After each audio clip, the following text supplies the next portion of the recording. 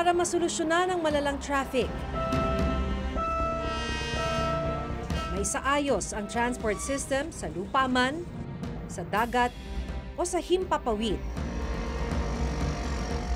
At matugunan ang kakulangan sa mga infrastructure project sa iba't ibang panig ng bansa. Inilunsad ng gobyerno ang Build, Build, Build program. Layo nito na magkaroon daw ng golden age of infrastructure. Our Build, Build, Build program will provide a solid backbone for growth. This will continue to upgrade infrastructure, connect more people and communities, and create more jobs. Sa ilalim ng BBB, may higit 4,000 infrastructure project na sisimulan. Sa bilang na ito, 75 ang itinuturing na flagship projects. Ang kabuuang pondo aabot ng 8 to 9 trillion pesos.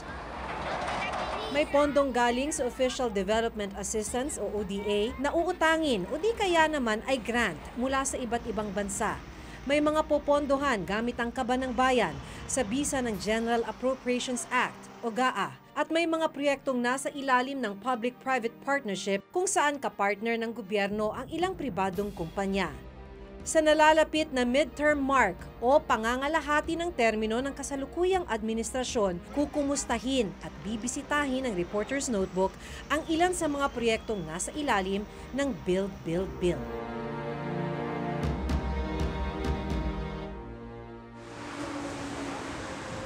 Isa sa mga railway project na kabilang sa Build, Build, Build ang MRT-7.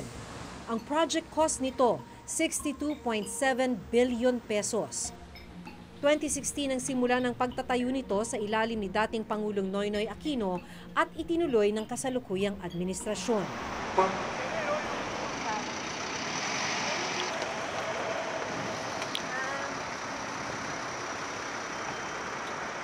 April 2016, nag-full blast ang construction nitong MRT-7. May 14 stations ito. Sisimula sa North Avenue at hihinto sa San Jose del Monte, Bulacan. Titignan natin ngayon kung hanggang saan na ang inabot ng construction. Sa pagbaybay namin sa Commonwealth Avenue, makikitang nakatayo na ang mga posteng paglalagyan ng riles ng tren at estasyon nito. Pero dahil na rin sa construction, mabigat ang daloy ng traffic sa paligid nito. Para sa construction nitong MRT-7, kumain ng 2 to 3 lanes per direction dito sa kahabaan ng Commonwealth Avenue. Kaya ang naging resulta ay matinding pagbigat ng trapiko tulad ng nararanasan natin ngayon kasi dito sa bahaging ito ng Fairview, yung itinuturing na parang nagbabottleneck, naiipon na yung mga sasakyan, kaya mas matindi yung pagbagal ng trapiko. Daing ng ilang mga nakasabay kong pasahero, sa biyahe pa lang, papasok at pauwi mula sa trabaho, ubus na raw ang oras nila. Nagtatrabaho po ako sa may Naiya po, sa may Resort World. Wow! Pag 4 o'clock po ako mag-out doon, nakaka-uwi po ako mga 8. Ganun po siya. So 4 hours po. 4 hours yung biyahe. 4 na oras? Nag-MRT pa po ako noon. So kamuning po ang baba ko galing ng TAP. Tapos sakay po ako ng bus papuntang Tungpo po. Pero dati, bago itayo yung MRT, So mga ano lang po, 1.5 hours. kaya na dati, 1 oras at kalahati. So talagang nagdadasal ka siguro na matapos na tong MRT, Sana nga ano? matapos na para kahit pa paano, makakaluwag na ng ano.